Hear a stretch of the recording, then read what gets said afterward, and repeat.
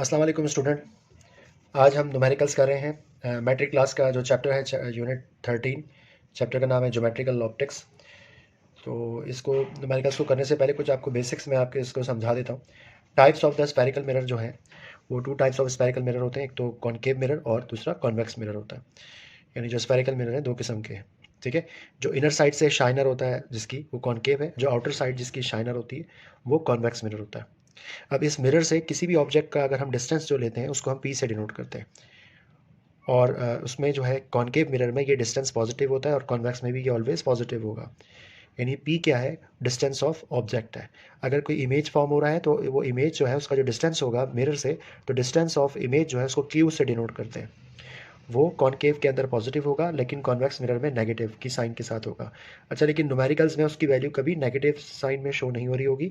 आपको न्यूमेरिकल करते हुए उसकी वैल्यू माइनस में लिखनी होगी, मतलब फार्मूले में माइनस में रखते हैं। फोकल लेंथ, फोकल लेंथ जो है वो कॉनकेव मिरर में पॉजिटिव होगा और कॉन्वेक्स मिरर में ये जो है नेगेटिव साइन शो करेगा। ये तो कन्वर्जिंग जो लाइट करता है तो वो कौन सा मिरर है? कॉनकेव मिरर है। और जो कन्वर्जिंग ऑफ लाइट नहीं करता वो कॉन्वेक्स मिरर है, क्योंकि इसकी जो शाइनी सरफेस है वो आउटर साइड होती है। ठीक है। अच्छा जी, नेचर ऑफ इमेज जो है वो रियल है इसमें। और नेचर ऑफ इमेज जो है कॉन्वेक्स मिरर की अगर कहीं सवाल में पूछी जाएगी तो वहाँ आप लिखेंगे वर्चुअल। ठीक है। मतलब ये इमेजनरी है ये, और ये रियल है, यानी कि इसमें बाकायदा इसका इमेज फॉर्म होता है। ठीक है। तो अब हम इसका न्यूमेरिकल करते हैं। पहले हम इसकी जो है वर्क एग्जाम्पल करेंगे, उसके बाद फिर एक्सरसाइज के एग्जाम्पल करते हैं। तो स्टूडेंट, इसकी वर्क एग्जाम्पल नंबर जो 1 है, अ कॉनकेव मिरर फॉर्म कर रहा है a real image at 25 centimetre from the mirror surface. आपको इस स्क्रीन पर इस वक्त जो है वो क्वेश्चन नज़र आ रहा होगा। अ कॉनकेव मिरर फॉर्म करता है रियल इमेज। तो कॉनकेव मिरर की बात हो रही है और रियल इमेज फॉर्म कर रहा है, तो इमेज का जो डिस्टेंस है उसको हम सबसे पहले तो हम इसका डाटा बना लेते हैं। इसमें उसको हम क्यू से डिनोट करते हैं जो कि 25 सेंटीमीटर है। अच्छा, चूंकि ये कॉनकेव मिरर है तो क्यू की वैल्यू पॉजिटिव में हम लेंगे। अगर कॉन्वेक्स होता तो क्यू की वैल्यू नेगेटिव साइन के साथ हम लिखते हैं यहाँ पे। From the mirror surface along the principle of axis, यानी प्रिंसिपल ऑफ एक्सिस क्या होती है? बिल्कुल मिरर के बिल्कुल सेंटर से जो लाइन गुजरती है, जो मेन जो पोल पे जाके इंटरसेक्ट करती है, रिफ्लेक्ट करती है, उसको हम प्रिंसिपल ऑफ एक्सिस रे कहते हैं। उसके बाद if the corresponding object is 10 centimetre distance, what is the focal length of the mirror? यानी ये जो ऑब्जेक्ट है उससे जो डिस्टेंस दिया हुआ है उसका, जिससे ये 10 सेंटीमीटर जो है उसका डिस्टेंस बताया इन्होंने। तो डिस्टेंस ऑफ ऑब्जेक्ट को हम स्मॉल पी से डिनोट करते हैं, विच इज़ 10 सेंटीमीटर।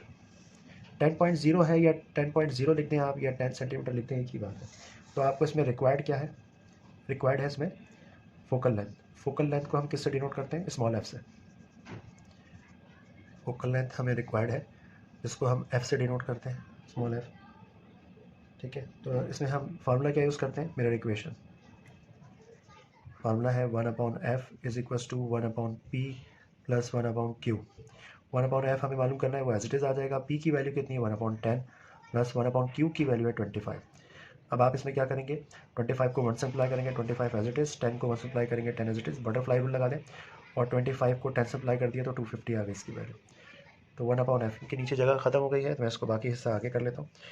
तो 1/f is equal to 25 plus 10/250 है। तो इन दोनों को ऐड किया तो 35 आ गया डिवाइडेड बाई 250। अब इसका रेसिप्रोकल कर लेते हैं। एफ ऊपर चला जाएगा, 1 नीचे आ जाएगा इसमें, तो हम नीचे डिवाइड में 1 लिखते नहीं है। 250 ऊपर चला जाएगा और 35 नीचे आ जाएगा। इसको रिड्यूसिबल फॉर्म में लिखते हैं। ये इसको डिवाइड कर लें आप, इसको डायरेक्टली डिवाइड करके इसकी वैल्यू लिख। तो स्टूडेंट, इन दोनों वैल्यूज़ को हमने डिवाइड किया तो 7.14 सेंटीमीटर इसका आंसर है। ठीक है। और यही इसका आंसर दिया हुआ है इन्होंने बुक में। स्टूडेंट, नेक्स्ट एग्जाम्पल जो वर्क एग्जाम्पल 2 और 3 इस बुक में मिसिंग है। कुछ प्रिंटिंग प्रॉब्लम है शायद इस दफ़ा। इन्होंने जो बुक जो इन्होंने इशू की है उसके अंदर ये कुछ प्रिंटिंग मिस्टेक आई है। बहरहाल इस बुक में जो अगले एग्जाम्पल आ रही है, वर्क एग्जाम्पल नंबर 4 है, और वो ये है the refractive index of the diamond is 2.42।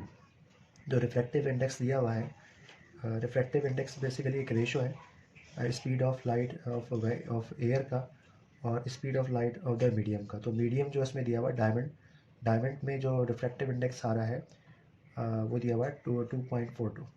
तो रिफ्रैक्टिव इंडेक्स का पहले सबसे पहले हम डाटा बनाते हैं। इसमें जो गिवन इन्फॉर्मेशन है, रिफ्रैक्टिव इंडेक्स को हम स्मॉल एन से डिनोट करते हैं। जो कि दिया हुआ है इन्होंने 2.42।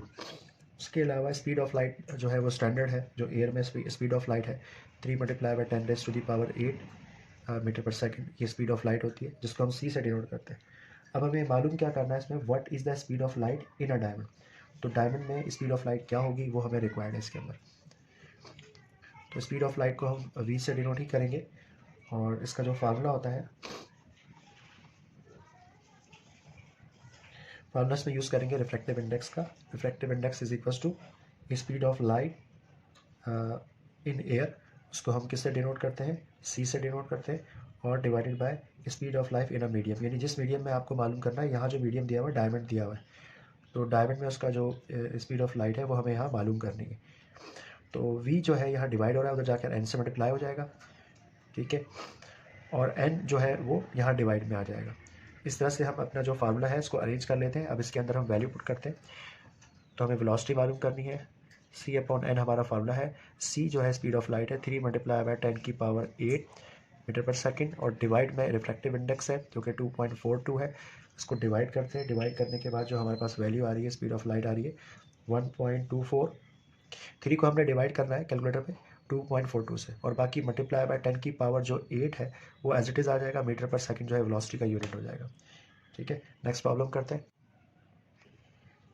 स्टूडेंट। नेक्स्ट जो है वर्क एग्जाम्पल नंबर 5 है, calculate the value of the critical angle for water reflected angle at 90 degree. The refractive index of water is 1.33। तो रिफ्रैक्टिव इंडेक्स जो है वाटर का दिया हुआ है इन्होंने 1.33 दिया हुआ है। तो डाटा बनाते हैं सबसे पहले। इसमें जो गिवन इन्फॉर्मेशन है वो क्या है, रिफ्रैक्टिव इंडेक्स ऑफ वाटर 1.33, और जो एंगल दिया हुआ है इन्होंने रिफ्लेक्टेड एंगल, जिसको हम एंगल आर से इस तरह से डिनोट करेंगे, रिफ्लेक्टेड एंगल वो 90 डिग्री है।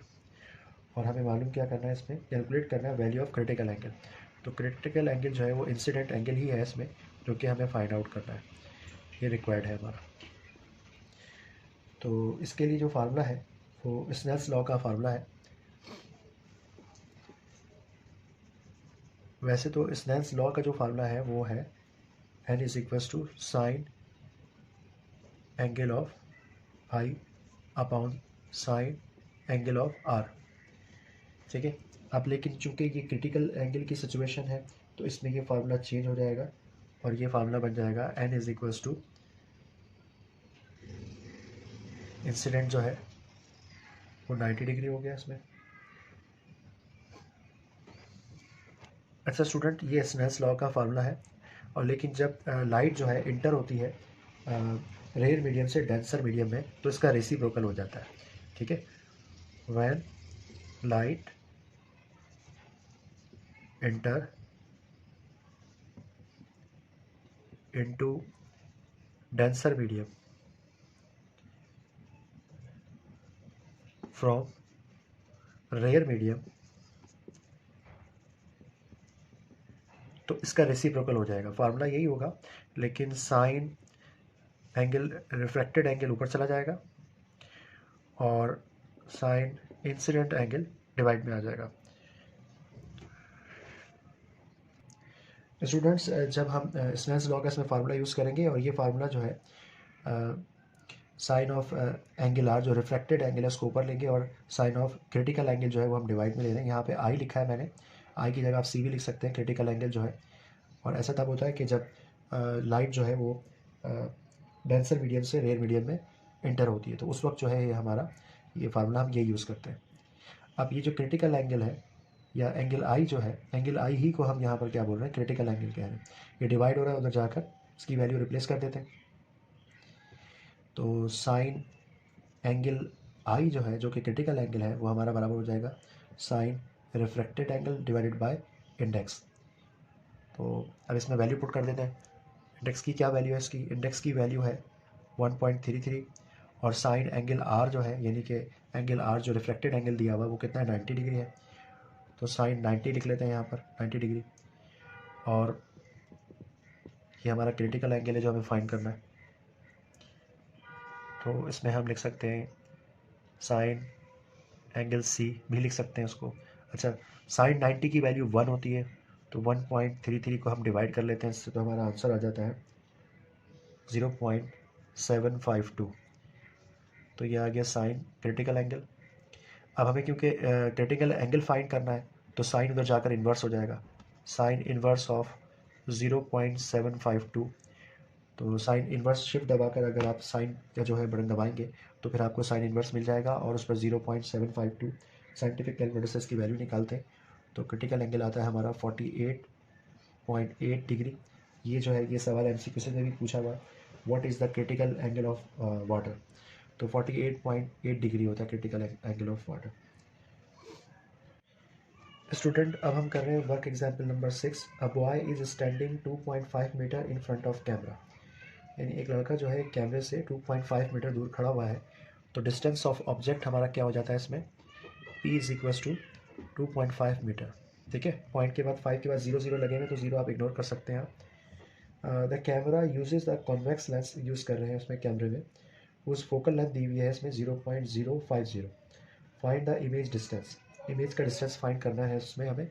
तो फोकल लेंथ कितना दिया हुआ है इसमें, 0.05 मीटर फोकल लेंथ है। और आगे क्वेश्चन पूरा पढ़ लेते हैं। Determine whether the image is real है या वर्चुअल है, ये भी पूछा है इसमें। Also find the power of the lens. तो रिक्वायर्ड में लिख लेते हैं Q, जो कि nature of sorry distance of जो इमेज है उसको हम Q से डिनोट करते हैं, वो हमें फाइंड करना है।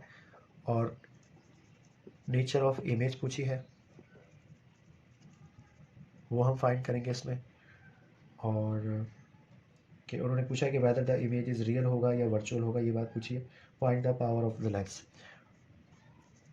पावर ऑफ लेंस को हम कैपिटल P से डिनोट करते हैं, ये भी हमें इसमें फाइंड करना है। तो सबसे पहले हम मिरर इक्वेशन लिख लेते हैं यहाँ सोल्यूशन में। जो मिरर इक्वेशन का फार्मूला है,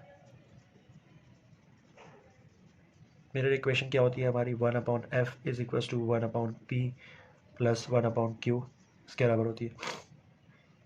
तो 1/f की क्या वैल्यू है, f है हमारे पास 0.05 मीटर, p जो है इसमें हमें दिया हुआ है 1/25 मीटर, और 1/q हमें मालूम करना है इसमें। तो डिस्टेंस ऑफ इमेज मालूम करना है तो q को हम ऐसे लिख देते हैं, अननोन है ये। अच्छा, अब ये 0.1/0.05 ये एज इट इज़ लिख देते हैं। 1/2.5 की जो वैल्यू प्लस में है उधर जाकर क्या हो जाएगी, माइनस में आ जाएगी, is equals to 1/q as it is. अब इसको सॉल्व करते हैं। तो इसको सॉल्व करने का आसान तरीका जो है वो बटरफ्लाई रूल है। 2.5 को 1 से मल्टीप्लाई करेंगे तो 2.5 एज इट इज़ आ जाएगा, माइनस की साइन। 0.05 को 1 से मल्टीप्लाई करेंगे तो 0.05 एज इट इज़ आ जाएगा। डिवाइड में इन दोनों को आप मल्टीप्लाई कर लें, तो इन दोनों को अगर मल्टीप्लाई करते हैं तो 0.125 इसका आंसर आता है। और इन दोनों को माइनस कर ले, माइनस करने के बाद मिलता है 2.45 divided by 0.125 is equals to 1/q as it is. अच्छा, आगे जगह नहीं है तो मैं इसको इरेज करके यहाँ ये दोबारा करता हूँ। अच्छा स्टूडेंट, अब ये जो वैल्यू आई थी हमारी 2.45/0.125 इज इक्वल्स टू 1/q की वैल्यू थी, इसका रेसिप्रोकल करेंगे, q ऊपर चला जाएगा, 1 नीचे आ जाएगा। और 0.125 को अगर हम डिवाइड करते हैं 2.45 से तो हमें रिजल्ट क्या मिलता है इसमें, 0.051 मीटर। और Q यानी डिस्टेंस ऑफ इमेज जो आ रहा है हमारा 0.051 मीटर आ रहा है। अब नेक्स्ट जो है इसमें उन्होंने पूछा है नेचर ऑफ इमेज। तो ये है कॉन्वेक्स लेंस। कॉन्वेक्स लेंस में नेचर ऑफ इमेज जो होती है, नेचर ऑफ इमेज क्या है, तो नेचर ऑफ इमेज वर्चुअल जो इसमें लेंस है तो उसमें नेचर ऑफ इमेज जो है वो रियल होगी, रियल एंड इन्वर्टेड। अब हमें पावर ऑफ लेंस मालूम करना है। पावर ऑफ लेंस के लिए हम फार्मूला जो यूज़ करते हैं, P is equals to 1/, focal length, यानी 1 से हम फोकल लेंथ को डिवाइड कर देंगे। तो फोकल लेंथ इस सवाल में हमें दी हुई थी 0.05, तो उसको हम डिवाइड करते हैं, 1 को डिवाइड करेंगे 0.05 से तो 20 डायप्टर।